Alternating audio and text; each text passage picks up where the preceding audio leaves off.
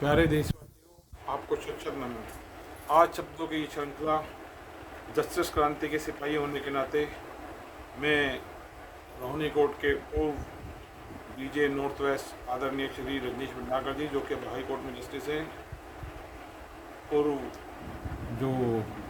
ACM थी एकता गाबा जी north west में, जो कि अब सेशन कोर्ट है नॉर्थ के अंदर रोहिणी कोर्ट में,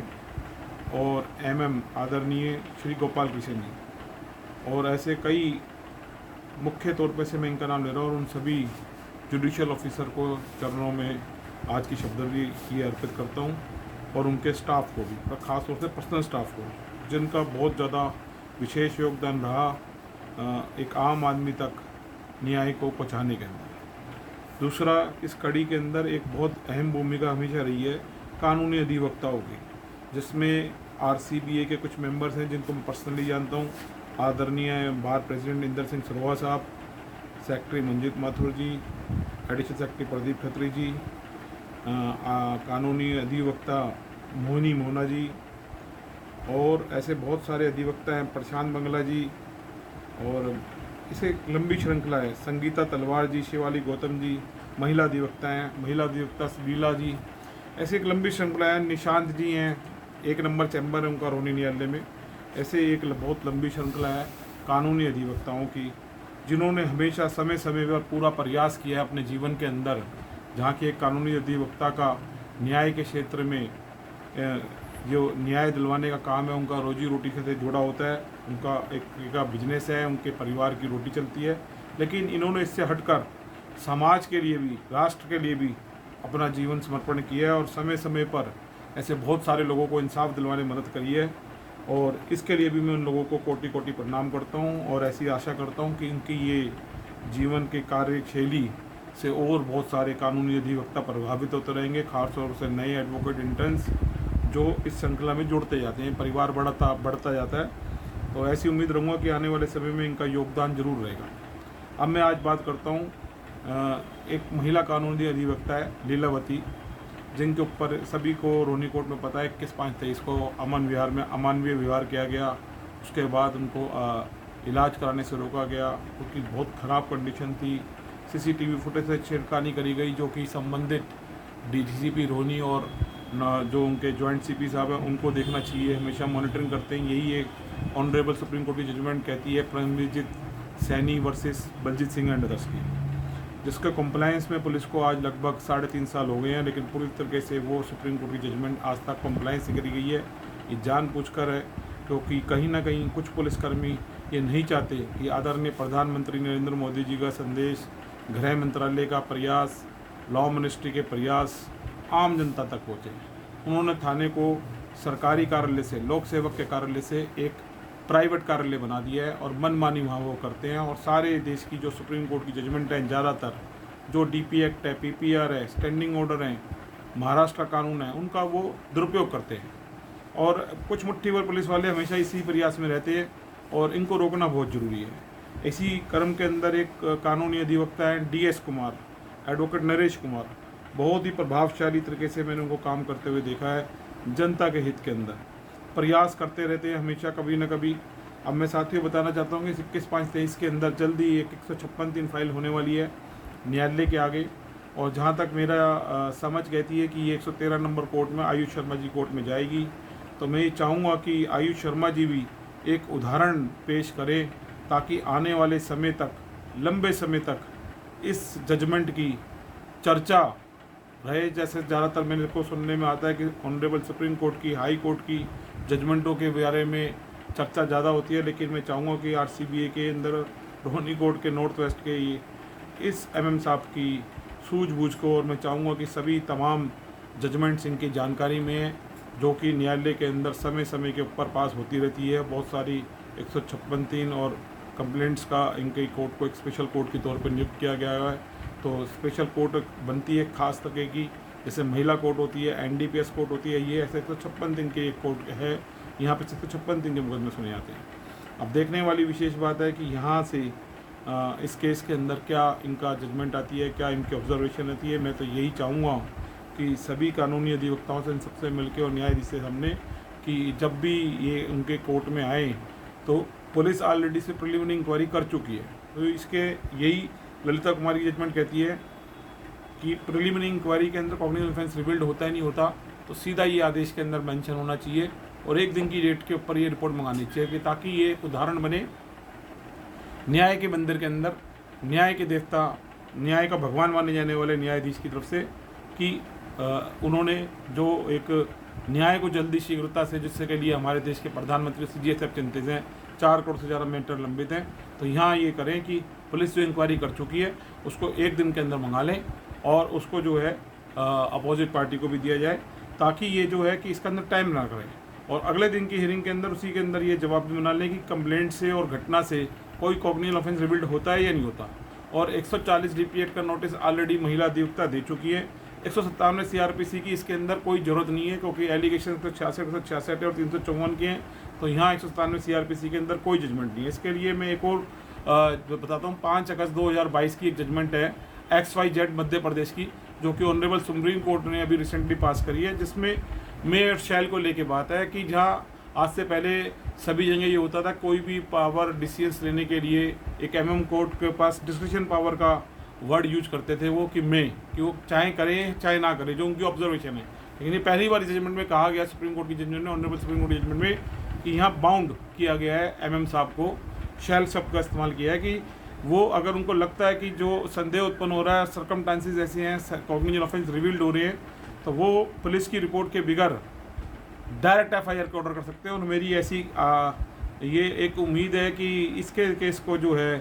3 से 7 दिन के अंदर MM कोर्ट जो है 113 नंबर की, वो इसका निपटारा करे, ताकि एक उदाहरण पेश हो सके। और इन द मीनवाइल हम भी ये प्रयास करते हैं जस्टिस क्रांति के सिपाही होने के नाते, महिला कानूनी अधिवक्ता की, जो कि सिर्फ नोनी कोर्ट न्यायालय में सिमट के ना रह पाएँ, जनता की तरफ से, पब्लिक रिप्रेजेंटेटिव की तरफ से, जो एक वोट दे के सोशल एग्रीमेंट गवर्नमेंट से होता है हमारा, हम ये प्रयास करेंगे कि जनता से, लिटिगेंट से भी सबसे मेरी अपील है, हाथ जोड़कर अपील है कि, और कानूनी अधिवक्ताओं से, इंटर्न से, पब्लिक प्रोसिक्यूटर्स और जो भी इससे जुड़े हुए जितने भी मतलब जो भी कड़ियाँ हैं, उन सबसे ये उम्मीद है कि मैं ये चाहूँगा कि वो भी एक हस्ताक्षर अभियान चालू करें और महिला कानूनी अधिवक्ता को इंसाफ दिलवाने के लिए इस लॉ को आगे बढ़ाएं, ताकि आने वाले सुगान में एक उदाहरण सेटअप हो सके कि न्याय से जो लंबित मैटर हैं वो ज़्यादा दिन लंबे खींचने का है। पुलिस की जो क्लेवर टैक्टिक्स, जो कुछ एरेंट पुलिस ऑफिशियल होते हैं, जो अपनी पावर का दुरुपयोग करके न्यायालय की जुडिशल से खेल खेलते हैं और बिना कारण न्यायालय को लंबा खींचते हैं, तो मैं आज ये समझ रहा हूँ कि सारी उम्मीद की किरण आज 113 नंबर कोर्ट की तरफ रहेगी। और हस्ताक्षर अभियान हम आज 24/7/23 का दिन है, और जितना भी संभव होगा हस्ताक्षर अभियान हम शुरू करना चाह रहे हैं। और सभी लोगों से निवेदन करते हैं, जितने भी अधिवक्ता हैं, पुनः कहता हूँ, क्लर्क हैं, मुंशी हैं, फोटोसेट की दुकान है, आम जनता है, MLA, पार्षद, MP, सबसे मेरी हाथ जोड़ के उम्मीद है कि अपनी बहन लीलावती को न्याय दिलवाने के लिए इस क्रम के अंदर हम आगे बढ़ेंगे। और न्यायालय से भी ये प्रयास करेंगे कि वो एक शॉर्ट डेट लगा के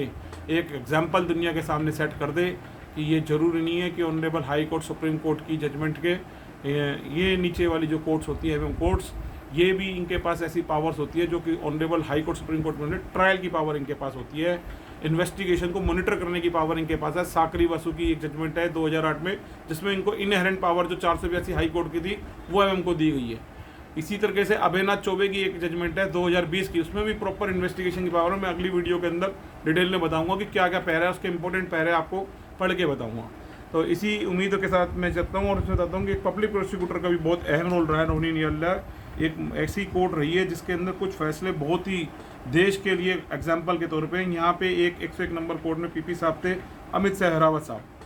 बहुत ही राष्ट्रभक्त, ऐसे मतलब डेडिकेटेड, और भी बहुत लोग होंगे, लेकिन इनका मैंने काम करने का तरीका देखा है। और इसी तरीके से एक सेशन कोर्ट में PP साहब थे, PP साहब वीरेंद्र खाड़ता जी, दोनों ही आज PP साहब जो हैं रोहिणी कोर्ट के अंदर ही सेशन जज हैं। ये एक बहुत अच्छी उपलब्धि और बढ़िया बात मैं आपको ये कहना चाहता हूँ कि ऐसे लोग जो प्रतिभाशाली होते हैं तो वो नज़र ही आ जाता है उनकी कार्यशैली, और ये इसलिए सेशन जज की कोर्ट में पहुँचे हैं क्योंकि इनका विचार आधार हमेशा कानून की तरफ और जनता के हित के अंदर रहा है। तो मैं उनसे भी ये प्रार्थना रहेगी, कभी शायद इस कोर्ट में अगर उनसे कुछ मार्गदर्शन की ज़रूरत पड़ेगी कानूनी तौर पर। मुझे नहीं पता कि वो कितनी क्या मदद कर सकते हैं, लेकिन मैं ज़रूर बताऊंगा कि उन पर जो कंसर्न पीपी हैं वो उनके जीवन से प्रेरणा लें, ज़रूर प्रेरणा लें, क्योंकि राष्ट्र के लिए काम करना, 140 करोड़ की जनता के लिए काम करना, ये बहुत गौरव की बात होती है। तो मैं ऐसी आज उम्मीद रखूँगा कि जो सालों से 75 साल से परंपरा चलती आ रही है, बड़ी बड़ी बिल्डिंग और बड़े बड़ी बातें करने वाले लोग, आज मैं समझता हूँ कि वो समय आ गया है। जैसे हमारे प्रधानमंत्री नरेंद्र मोदी जी हैं, तो समय आज आ गया है बदलाव का, बहुत बड़े बदलाव का समय आ गया है। जो 156 दिन 5-5 साल चलती है, 4-4 साल चलती है, 200 में चलती हैं, फिर कन्वर्ट हो जाती हैं।